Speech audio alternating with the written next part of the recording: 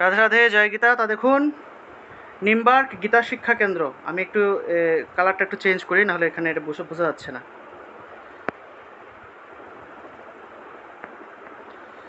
দেখুন, নিমবার্ক গীতা শিক্ষা কেন্দ্র, এটা হলো আমাদের গীতা স্কুলের নাম।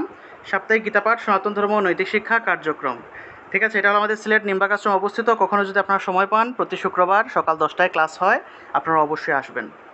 যাই হোক, দেখুন, আমরা কিন্তু এই যে উচ্চারণগুলো, এগুলো আমরা কিন্তু বাচ্চাদেরকে প্রত্যেক শুক্রবার এগুলো শেখাই, এবং এগুলোই মূলত 1 বছর যাবৎ, প্রথমে 1 বছর তাদেরকে এগুলোই ভালো করে একটু একটু করে শেখানো হয়। তা দেখুন, কী লেখা প্রথমেই, উচ্চারণ বিধি। গীতা পাঠের ক্ষেত্রে উচ্চারণ হলো একটি মুখ্য বিষয়। গীতার শ্লোকগুলি শুদ্ধ উচ্চারণ না করলে গীতা পাঠ পরিশুদ্ধ হয় না, তাই গীতার শুদ্ধ উচ্চারণ বাঞ্ছনীয়। গীতার শ্লোকগুলি মূলত সংস্কৃত, কিন্তু বাংলা অক্ষরে তা লিপিবদ্ধ থাকায় উচ্চারণগুলো অতি গুরুত্ব সহকারে অবলোকন করতে হয়। কি লেখা এখানে, যে মূলত শ্লোকগুলো হলো সংস্কৃত ভাষায়, কিন্তু আমরা বাংলা অক্ষর দিয়ে সেগুলো লিপিবদ্ধ করে পড়তেছি, অর্থাৎ সংস্কৃত ভাষাটাকেই আমরা বাংলা অক্ষর দিয়ে পড়তেছি, যার ফলে কিছু কিছু অক্ষর আছে বা কিছু কিছু শব্দ আছে যেগুলা বাংলায় আমরা একরকম উচ্চারণ করি, কিন্তু সংস্কৃতে আরেক রকম উচ্চারণ করা হয়। বাংলা ভাষায় কিছু কিছু অক্ষর আছে যেগুলোকে বাংলাতে আমরা একরকম উচ্চারণ করি, কিন্তু সংস্কৃত ভাষায় সেগুলার উচ্চারণটা একটু ভিন্ন। তা এই যে ভিন্ন উচ্চারণের যে অক্ষরগুলো আছে, সেগুলোকে আমাদেরকে ভালো করে উচ্চারণ শিখতে হবে, প্র্যাকটিস করতে হবে। কারণ আমরা তো আসলে দেবনাগরী লিপি ব্যবহার করে তো সংস্কৃত ভাষা পড়তেছি না, আমরা পড়তেছি বাংলা অক্ষর ব্যবহার করে। সেজন্য যেহেতু বাংলা অক্ষর ব্যবহার করা হচ্ছে, সেহেতু বাংলা অক্ষরের কিছু সংস্কৃত উচ্চারণ শিখে নিতে হবে। তা দেখুন, এখানে বাংলা অক্ষরগুলো লেখা আছে, আর এখানে সংস্কৃত উচ্চারণ লেখা আছে, এখানে উদাহরণ আছে। তা প্রথমে দেখুন, ক্ষীয়টার উচ্চারণ কি? উচ্চারণ হবে ক্ষ, অর্থাৎ ক যোগ মূর্ধন্য ষ, এই দুইটা অক্ষরের সম্মিলন হলো এই যুক্তবর্ণটা। এটাকে একটু যুক্তবর্ণ বলা হয়, এটা হলো একটা যুক্তবর্ণ, মানে ক্ষীয় বলা হয়ে থাকে। তা ক্ষীয় যদি থাকে, যে জায়গাতেই আমরা ক্ষীয় পাবো সেই জায়গাতেই ক্ষ উচ্চারণ করব। তাহলে ধর্মক্ষেত্রে থাকলে ধর্মক্ষেত্রে, কুরুক্ষেত্রে থাকলে কুরুক্ষেত্রে। ঠিক আছে, ধর্মক্ষেত্রে, কুরুক্ষেত্রে, এইরকম। তারপর মনে করুন যে শিক্ষা, এই যে নিম্বার্ক গীতা শিক্ষা, শিক্ষা শব্দটাকে আমরা সংস্কৃত কি উচ্চারণ করব? বলুন, যে কেউ কেউ পারলে বলুন, শিক্ষা থাকলে কি উচ্চারণ করব?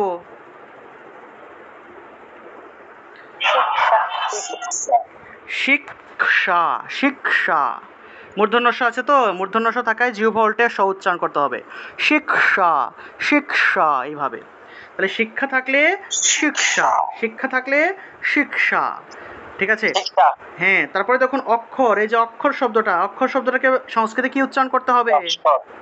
উচ্চারণ করতে হবে অক্ষর, অক্ষর, অক্ষর, এইভাবে।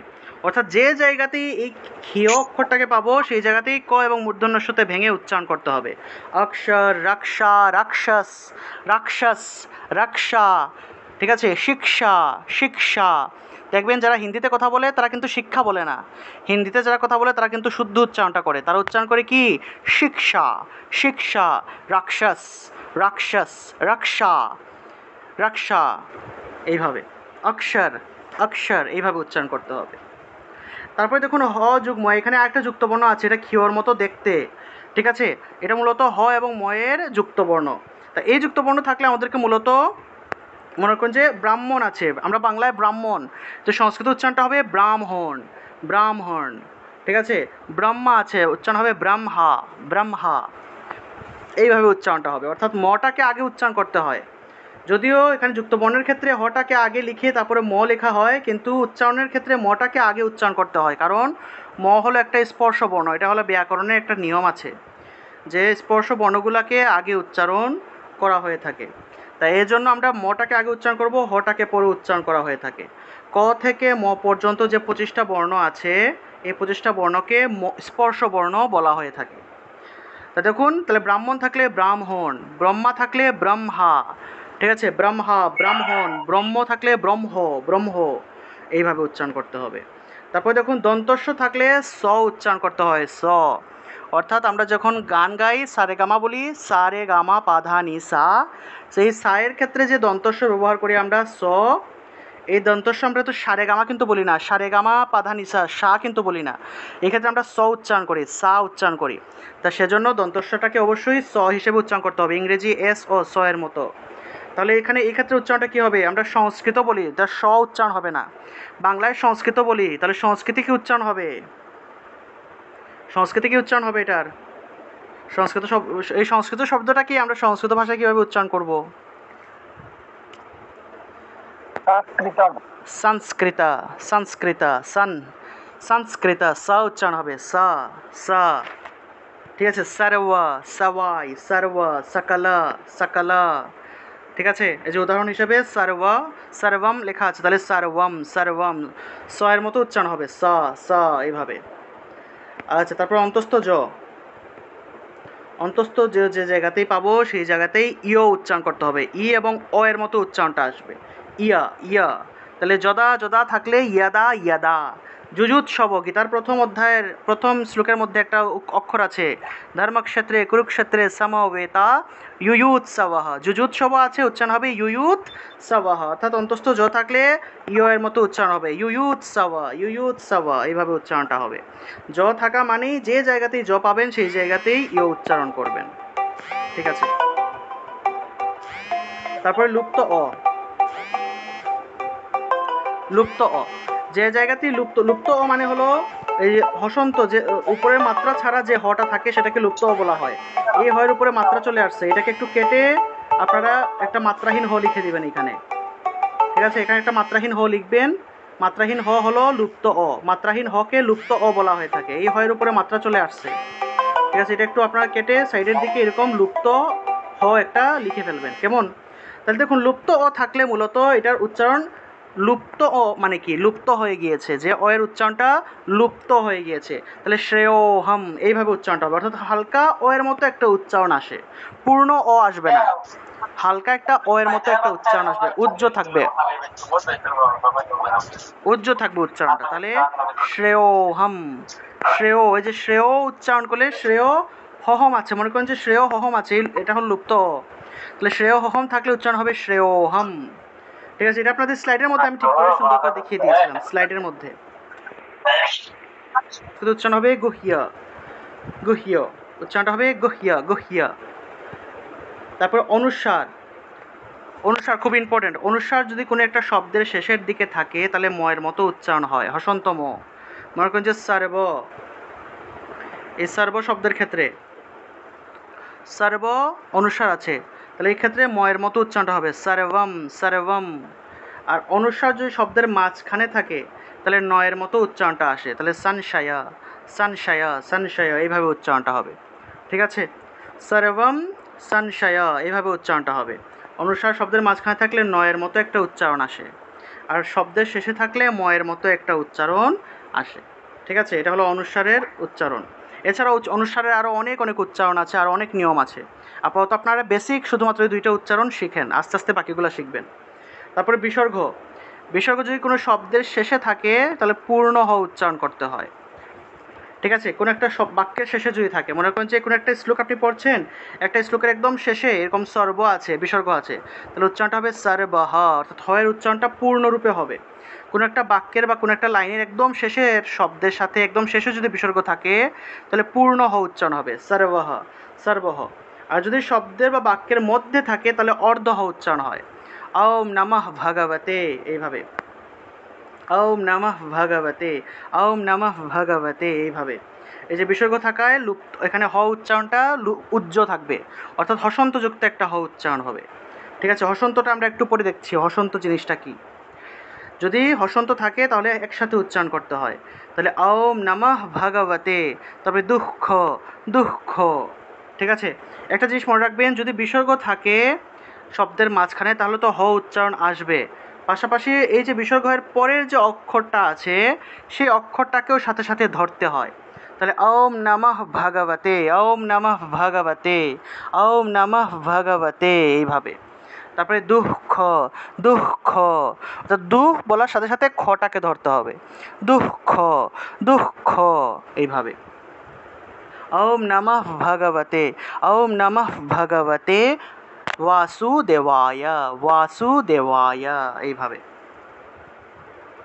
তাহলে আমরা কি জানলাম, কোনো শব্দ বা বাক্যের মাঝখানে যদি বিসর্গ থাকে তাহলে হটা উজ্জ রূপে বা অর্ধেক হ উচ্চারণ হবে, আর আগের অক্ষরের কার চিহ্ন যুক্ত হয়ে থাকে, মনে করেন যে এই যে শান্তি শব্দটা আছে, শান্তি শব্দের শেষে বিসর্গ আছে, তা দেখবেন বিসর্গের আগের অক্ষরের সাথে যে কার চিহ্ন থাকবে, সেটা আকার হোক, একার হোক, ঐকার হোক, ঠিক আছে, হ্রস্বইকার হোক, দীর্ঘইকার হোক, যে কার চিহ্নটা থাকবে, ঠিক আছে, কার চিহ্ন অনেকগুলো আছে, হ্রস্বইকার আছে, 10টা কার চিহ্ন আছে, হ্রস্বকার আছে, একার আছে, আকার আছে, এরকম যে কার চিহ্নটা থাকবে সেই কার চিহ্নটা সেই হয়ের সাথে যুক্ত হয়। মনে করেন যে শান্তি বিসর্গ আছে, বিসর্গ থাকলে হ উচ্চারণ হবে, তাহলে হ উচ্চারণ তো হলো শান্তি, তারপরে হ, আর এই যে বিসর্গের আগের অক্ষরের সাথে যে একটা হ্রস্বইকার আছে, সেই হ্রস্বইকারটা সেই হয়ের সাথে যুক্ত হবে, তাহলে শান্তিহি, শান্তিহি। তারপরে বাসু, তো বিসর্গ আছে, তাহলে বাসু হু উচ্চারণ হবে, বাসু হু। তারপর সার্বে, তারপর বিসর্গ আছে, বিসর্গের পরিবর্তে হ উচ্চারণ হলো, আর বিসর্গের আগের অক্ষরের সাথে একটা একার আছে, তাহলে সার্বে হে, সার্বে হে বাসুহু শান্তিহি, এইভাবে ওম শান্তিহি, ওম শান্তিহি, ওম শান্তিহি, এইভাবে শান্তিহি বলতে হবে, ঠিক আছে। অর্থাৎ বিসর্গের আগের অক্ষরের সাথে যে কার চিহ্ন থাকে সেই কার চিহ্নটা সেই বিসর্গের সাথে যুক্ত হয়, বিসর্গের যে হটা আসে সেই হয়ের সাথে যুক্ত হয়ে থাকে। আচ্ছা, তারপরে অন্তস্তব, অন্তস্তব খুবই ইম্পর্টেন্ট, গতদিন বলেছিলাম অন্তস্তব থাকলে ওয়া উচ্চারণ হয়, ওয়া, ওয়া, এভাবে উচ্চারণটা হয়। মনে করেন যে সার্ব আছে, সার্ব উচ্চারণ হবে সারওয়া, সারওয়া, এভাবে উচ্চারণটা হবে সারওয়া। আর বর্গীয় ব যেটা আছে, বর্গীয় ব, বর্গীয় বটা সাধারণ বয়ের মতো উচ্চারণ হয়।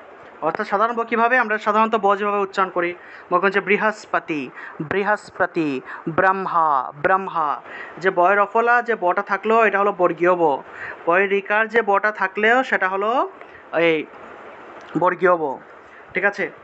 বর্গীয় ব এবং বর্গীয় ব এবং অন্তস্থ ব সাধারণত বাংলা ভাষায় ওইভাবে বোঝা যায় না, ঠিক আছে, সেজন্য আমাদেরকে দেবনাগরী লিপি ফলো করতে হয়, ঠিক আছে।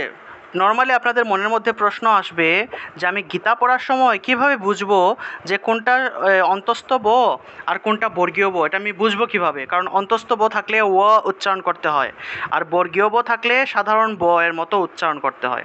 তা এটা বোঝার জন্য আমাদেরকে অবশ্যই গৌরচন্দ্র বর্মনের যে গীতাটা আছে ওইটা ফলো করব আমরা, ওইটার মধ্যে দেবনাগরী লিপি আছে, ঠিক আছে। গৌরচন্দ্র বর্মনের গীতাটা আপনারা খুলবেন, সেখানে মনে করেন যে কোনো একটা অধ্যায়, ধরুন দ্বিতীয় অধ্যায় বের করলাম, ঠিক আছে, দ্বিতীয় অধ্যায় বের করলাম, এখানে আমি একটা অন্তস্থ ব বর্গীয় ব বের করে আপনাদেরকে দেখাই।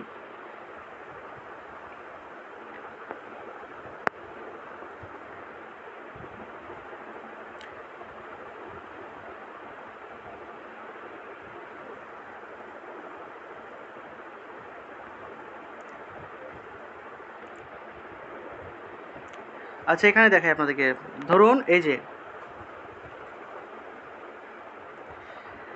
দেখুন এখানে উপরে এটা হলো দেবনাগরী লিপি, আমাদের উচিত ছিল এই দেবনাগরী লিপি দেখে দেখে সংস্কৃত পড়া, ঠিক আছে, কিন্তু আমরা তো এই লিপিগুলো তো ভালো করে শিখি না বা জানি না, সেজন্য আমাদেরকে উচ্চারণবিধি শিখতে হচ্ছে, ঠিক আছে। এই দেবনাগরী লিপি দেখে দেখে নিয়মে পড়া উচিত ছিল। যারা ইসলাম ধর্মের আছে তারা কিন্তু খুব সুন্দর করে তাদের আরবি হরফটা তারা শিখে, আরবি লিপিগুলা তারা শিখে, আরবি লিপি শিখে শিখে সে আরবি অক্ষর দিয়েই তারা তাদের কোরআন পাঠ করে, কোরআন পড়ে। কিন্তু আমরা তো আসলে এতই অধম, আমরা এই দেবনাগরী লিপিটা তো আমরা পারিই না, সেজন্য আমরা বাংলা অক্ষর দিয়ে সংস্কৃত শ্লোকগুলা লিখে লিখে তখন আমরা সংস্কৃতগুলা পড়তেছি। কিন্তু উচিত ছিল যে আমরা এই দেবনাগরী লিপিটা আমাদের শেখা উচিত ছিল। তারা যেরকম কোরআনের অক্ষরগুলা শিখে, আরবি হরফগুলা শিখে, আমাদের উচিত ছিল দেবনাগরী লিপিগুলা শেখা, ঠিক আছে, এবং দেবনাগরী লিপি দিয়ে আসলে আমাদের পাঠ করা উচিত ছিল। যেহেতু আমরা পাঠ করতেছি না, সেজন্য আমাদের এরকম মাঝে মধ্যে সমস্যা হয়ে থাকে। তা দেখুন আমরা কীভাবে অন্তস্থ ব বর্গীয় ব চিনব। তা দেখুন সংস্কৃত ভাষায় বা দেবনাগরী লিপিতে অন্তস্থ বকে এইভাবে লেখা হয়, এটা হলো অন্তস্থ ব, ঠিক আছে, অন্তস্থ ব এইভাবে লেখা হয়, এটা হলো সংস্কৃত ভাষায় অন্তস্থ ব। আর বর্গীয় ব লেখা হয় এইভাবে, যে এখানে অন্তস্থ বয়ের সাথে একটা পেট কেটে দিলে এটা বর্গীয় ব হয়ে যায়, অন্তস্থ বয়ের মধ্যে অন্তস্থ বয়ের সাথে একটা পেট যদি আমরা কেটে দিই তখন এটা বর্গীয় ব হয়ে যায়, ঠিক আছে। অর্থাৎ এই যে লেখাগুলো আছে এই লেখাগুলোর মধ্যে যখন আপনি এইভাবে অন্তস্থ ব পাবেন তখন মনে করবেন এটা হলো, মানে এইভাবে ব পাবেন তখন হলো এটা হলো অন্তস্থ ব, আর যখন এইভাবে ব পাবেন এটা হলো বর্গীয় ব। তা দেখুন এই যে মহানুভাবান যে শব্দটা আছে, ঠিক আছে, 5 নম্বর শ্লোকে, দ্বিতীয় অধ্যায়ের 5 নম্বর শ্লোকে গুরুন হত্যাহি মহানুভাবান। তা এই ভাবান শব্দের মধ্যে যে বটা আছে, মনে করুন এই বটা আপনি বুঝতে পারছেন না এটা অন্তস্থ ব হবে নাকি বর্গীয় ব হবে, আপনি বুঝতে পারছেন না। তখন আপনি কি করবেন, এই দেবনাগরী লিপিতে দেখবেন, এই যে দেবনাগরী লিপিতে যে গুরুন হত্যাহি মহানু, এই যে মহানু লেখা আছে এখানে, মহানু ভাবান, এই যে ভাবান শব্দের ক্ষেত্রে এই যে বটা এখানে আছে দেখুন, এই যে বটা আছে, এই যে বটা আছে ভাবানের উপরেই দেখুন বটা আছে, এই বটা হলো অন্তস্তব। তার এখানে খুব সুন্দর করে অন্তস্তব লিখে দিয়েছে। ঠিক আছে, এই যে অন্তস্তব। তাই এই অন্তস্তব থাকায় আমি বুঝতে পারলাম যে এই যে বটা হলো এটা অন্তস্তব, অর্থাৎ এটাকে ওয়া হিসেবে উচ্চারণ করতে হবে। তাহলে ভাওয়ান, ভাওয়ান, ঠিক আছে, ভাওয়ান এইভাবে উচ্চারণ করতে হবে। ভাওয়ান, বান উচ্চারণ আকারে ভা ওয়ান এইভাবে উচ্চারণ করতে হবে। ঠিক আছে, তারপরে দেখুন, সরি এখানে মহানু ভাব গুরু নহাত্মা হে মহান, এই যে মহানু ভাবান, এই যে বানটা এখানে লেখা হয়েছে, যেহেতু এটা প্রথম লাইন এই যে এইখানে, আর বানটা এই যে এখানে লেখা হয়েছে, বানের বটা এখানে দেওয়া হয়েছে। আর এই যে গুরুণ হইব, গুরুনি হইব, যে হইবর যে বটা আছে, এই বটা অন্তস্থ ব নাকি বর্গীয় ব সেটা কীভাবে বুঝবেন? এই যে 2 নম্বর পরের লাইনে আসেন, পরের লাইনের এইখানেও আসেন, এইটাও এই জায়গায় দেওয়া হয়েছে, এখানে যে হইব, হইবর যে বটা এই যে এখানে দেওয়া হয়েছে, এই ব হলো এই জায়গায়। ঠিক আছে, অর্থাৎ এখানে অন্তস্থ ব আছে, আমি অন্তস্থ ব এখানেও আছে, তাহলে বুঝতে পারলাম এটা হলো অন্তস্থ ব। আর বর্গীয় ব কীভাবে আমি চিনবো? বর্গীয় ব চেনার জন্য আমি একটা বর্গীয় ব বের করে আপনাদেরকে দেখাই। এই যে এখানে ব্রুহি, এই যে ব্রুহিটা আছে, এই ব্রুহির বটা হলো বর্গীয় ব, এই ব্রুহির বটা বর্গীয় ব। আমি কীভাবে বুঝতে পারলাম? এই যে এখানে এই যে ওই যে দেখুন ওরা ব্রুহি লিখেছে এখানে, ব্রুহি, এই ক্ষেত্রে ব্রুহিটা কিন্তু তারা এইভাবে লিখেছে, এইভাবে অন্তস্থ ব দিয়েছে, দিয়ে পেট কেটে দিয়েছে, তারপরে এখানে তারা এইভাবে রস্যকার দিয়েছে, ব্রুহির নিচে এইভাবে রস্যকার দিয়েছে। দেখুন আমি এটা একটু বড় করে দেখাই, এই যে দেখুন ব্রুহিটা তারা কীভাবে লিখেছে, ব্রুহি, ঠিক আছে, পেট কেটে দিয়েছে এইখানে। আপনারা গীতা বের করলে আর ভালো করে বুঝতে পারবেন, আমি তো মোবাইলে দেখাচ্ছি। এই যে কিন্তু যে অন্তস্থ বটা তারা ব্যবহার করেছে, যে বটা তারা ব্যবহার করেছে এটা হলো বর্গীয় ব, এখানে ওরা এভাবে পেট কেটে দিয়েছে, পেট কেটে দেওয়ায় বোঝা গেল এটাকে সাধারণ বয়ের মতো উচ্চারণ করতে হবে। ঠিক আছে, তা এইভাবে আমরা আসলে দেবনাগরী লিপিটা দেখে দেখে আমাদেরকে বুঝতে হবে যে কোনটা বর্গীয় ব আর কোনটা অন্তস্থ ব। আর যদি সাধারণভাবে আমি একটা বলে দিই, সাধারণভাবে আমরা কীভাবে বুঝবো? যে সকল বয়ের নিচে রফলা পাবেন, রিকার পাবেন, এই সকল বগুলা নিশ্চিতভাবে ধরে নেবেন এগুলা হলো বর্গীয় ব, এগুলাকে সাধারণ বয়ের মতো উচ্চারণ করতে হবে। সাধারণত ব যেভাবে আমরা উচ্চারণ করি এই ব উচ্চারণ করতে হবে। আর যে সকল ব মনে করুন যে সর্ব আছে, বান আছে, ভগবান, সর্ব, এই সকল সাধারণত ব যেগুলা থাকে এগুলাকে অবশ্যই আমরা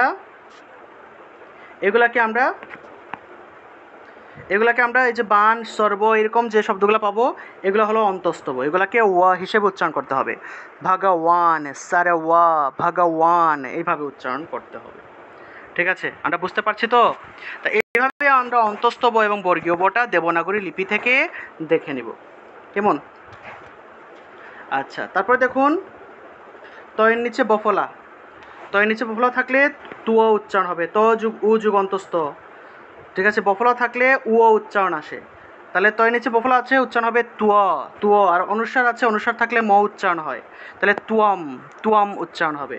তারপর দেখুন দয়ের নিচে বফলা আছে, বফলা থাকায় দ, তারপরে উ উচ্চারণ হবে, অ উচ্চারণ হবে। উ উচ্চারণের জন্য আমরা রস্যকার ব্যবহার করেছি, আর অ উচ্চারণের জন্য অটা এখানে দেওয়া হয়েছে, তাহলে দুয়া, আকার আছে আকারটা দিলাম, তাহলে উচ্চারণটা হবে দ্বাদশ, দ্বাদশ। ঠিক আছে, বাংলায় বললে দ্বাদশ, সংস্কৃত হবে দ্বাদশ। তারপর এখানে তম আছে, সংস্কৃত উচ্চারণ হবে তুয়াম, অর্থাৎ তয়ের নিচে বফলা থাকলে উচ্চারণটা হবে তুয়, তুয়, তুয় উচ্চারণ হবে। দয়ের নিচে বফলা থাকলে উচ্চারণটা হবে দুয়, দুয় উচ্চারণ হবে। দুয় কেন হবে? কারণ দয়ের সাথে উ উচ্চারণের জন্য রস্যকার ব্যবহার করেছি এবং অ উচ্চারণটা আসবে, এজন্য অন্তস্থ ব্যবহার করেছি, অর্থাৎ দ যুগ উ যুগ অ উচ্চারণটা আসে। ঠিক আছে, বফলা থাকলে, বফলা, বফলা মানে হলো কোনো অক্ষরের নিচে বয়ের মতো থাকলে এটাকে বফলা বলা হয়ে থাকে। আচ্ছা, তারপর দেখুন অতি গুরুত্বপূর্ণ একটা জিনিস, সেটা হলো হসন্ত। ঠিক আছে, হসন্ত খুবই গুরুত্বপূর্ণ একটা অক্ষর, খুবই খুবই গুরুত্বপূর্ণ একটা জিনিস, এটা রেফের মতো আর কি। এটা হসন্ত রেফ থাকে উপরের দিকে, হসন্ত থাকে অক্ষরের নিচের দিকে। তা দেখুন কোনো অক্ষরের নিচে যদি হসন্ত থাকে তাহলে সেই অক্ষরটাকে একসাথে উচ্চারণ করতে হবে। মনে করেন যে সার্বম, এই যে সার্বম শব্দের ক্ষেত্রে ময়ের নিচে হসন্ত আছে, সেজন্য মটাকে আমরা বয়ের সাথে একসাথে উচ্চারণ করেছি, সার ওয়ম, সার ওয়ম, অর্থাৎ ব এবং মটাকে একসাথে বলেছি, বম বম একসাথে বললাম, সার ওয়ম, অর্থাৎ ব এবং মটাকে একসাথে উচ্চারণ করেছি। আর যদি মনে করেন যে এই ক্ষেত্রে দেখুন সর্বমের মধ্যে ময়ের নিচে হসন্ত নাই, এই যে ময়ের নিচে হসন্ত নাই, এই যে একটা ছোট একটা দাগ দেখতে পাচ্ছেন, এটাকে হসন্ত বলে। তা এই ময়ের নিচে হসন্ত আছে বিধায় এই মটাকে আমরা সারেবম অর্থাৎ একসাথে উচ্চারণ করেছি। আর এই ক্ষেত্রে এই ময়ের নিচে হসন্ত নাই বিধায় এই মটাকে আলাদা আলাদা উচ্চারণ করতে হবে। অর্থাৎ হসন্ত না থাকলে, কোনো অক্ষরের নিচে হসন্ত না থাকলে আলাদা আলাদা উচ্চারণ করতে হয়, প্রত্যেকটা অক্ষরকে আলাদা আলাদা উচ্চারণ করতে হবে। তাহলে উচ্চারণটা হবে সারেবম, সারেবম, এইভাবে উচ্চারণ করতে হবে। মনে করেন যে সারে বাম, আর এটা হলো সারে বম, সার ব ম, অর্থাৎ প্রত্যেকটা অক্ষরকে আমি পূর্ণ উচ্চারণ করব, সার ব ম, এই যে আলাদা আলাদা প্রত্যেকটা অক্ষরকে পূর্ণ উচ্চারণ করলাম, কারণ হসন্ত নাই। আর যদি হসন্ত থাকে তাহলে কি হবে, একসাথে উচ্চারণ, সারে বম, এইভাবে। মনে করেন যে এই যে সংশয়, ঠিক আছে, দন্তন নয়ের নিচে হসন্ত আছে, যদি দন্তন নয়ের নিচে হসন্ত না থাকতো তাহলে কি উচ্চারণ করতাম, এবার দন্তস্ব, দন্ত্যন্য, তালবস্য, অন্তস্থ। তাহলে উচ্চারণটা করতাম কিভাবে, প্রত্যেকটা অক্ষরকে আলাদা আলাদা পূর্ণ উচ্চারণ করতাম। উচ্চারণ করো কিভাবে করতাম, স ন শয়, স ন শয়, অর্থাৎ নটাকে পূর্ণ উচ্চারণ করতাম, স ন শয়, এইভাবে উচ্চারণ করতাম, আলাদা আলাদা উচ্চারণ। আর যেহেতু এখানে দন্ত্য নয়ের নিচে হসন্ত আছে, তাহলে একসাথে দন্ত নটা দন্তস্বয়ের সাথে একসাথে উচ্চারণ হয়ে যাবে, সান, সান শয়, সান শয়, এইভাবে। ঠিক আছে, তাহলে আপনারা কি হসন্তের ব্যবহার বুঝতে পেরেছেন? হসন্ত থাকলে একসাথে উচ্চারণ, হসন্ত না থাকলে আলাদা আলাদা উচ্চারণ করতে হবে। তারপরে দেখুন এই গীতার মধ্যে অনেকগুলো শব্দ পাবেন, যে চৈব নৈব এরকম পাবেন। চৈব নৈব থাকলে চয়ব নৈব এভাবে উচ্চারণ হয়, চয়ব নয়ব এইভাবে একটু সুন্দর করে উচ্চারণ করতে হবে, চায়বা নায়বা এইভাবে উচ্চারণ করতে হয়। তারপরে দেখুন তালবস্য, কোনো কোনো ক্ষেত্রে তালবস্য হসন্ত, তালবস্য পেলে, হসন্ত দন্তস্য পেলে, কোথাও যদি ভাঙা হয় আর কি শব্দ, হসন্তযুক্ত তালবস্য, হসন্তযুক্ত দন্তস্য পেলে সেটা হয়ের মতো উচ্চারণ হয়, এটা বিসর্গ হতে পরিণত হয়ে হসন্ত বিসর্গের মতো উচ্চারণ হয়। মনে করেন যে নিশ্চয়, নিশ্চয়টাকে যদি আমরা ভাঙি তাহলে নিশ্চয়, নিশ্চয় এইভাবে উচ্চারণ হয়। তা সব ক্ষেত্রে আবার ভাঙা লাগে না, নিশ্চয় উচ্চারণ করলেও হবে। ঠিক আছে, যদি আমরা ভাঙি আর কি, এই শব্দটাকে যদি সন্ধি বিচ্ছেদ করি তাহলে নিশ্চয় এইভাবে পাওয়া যায়, সন্ধি বিচ্ছেদের নিয়ম অনুযায়ী নিশ্চয় পাওয়া যায়। এটা জাস্ট আপনাদেরকে মনে রাখার জন্য বললাম, এটা জেনে রাখুন, এটা তেমন ব্যবহার নেই, জেনে রাখলেন। ঠিক আছে, আমরা যদি হসন্তর ব্যবহার শিখি, সেক্ষেত্রে দেখুন এই যে হয়ের নিচে হসন্ত আছে, যদি এই হয়ের নিচে যদি হসন্ত না থাকতো তাহলে কি উচ্চারণ করতাম, নি হ চয়, নিহ চয় এভাবে উচ্চারণ করতাম। যেহেতু হসন্ত আছে তাহলে নিহিচয়, নিহিচয় এইভাবে, নিহ, যে হসন্ত আছে নিহ উচ্চারণ হবে, নিহ উচ্চারণ হবে, হসন্ত আছে। যদি হসন্ত না থাকতো তাহলে নিহ এইভাবে উচ্চারণ করতাম। অর্থাৎ হসন্ত থাকলে একসাথে উচ্চারণ, হসন্ত না থাকলে আলাদা আলাদা উচ্চারণ। ঠিক আছে, চৈব থাকলে চয়ব, বেদ চয়ব, বেদ নয়ব এইভাবে উচ্চারণ হবে। তো এই হলো মোটামুটি উচ্চারণ বিধি। ঠিক আছে, এই হলো মোটামুটি, এইগুলো বেসিক উচ্চারণগুলো আমাদেরকে অবশ্যই শিখতে হবে। উচ্চারণ কিন্তু আরও অনেক গভীরে গেলে আরও অনেক উচ্চারণ আছে।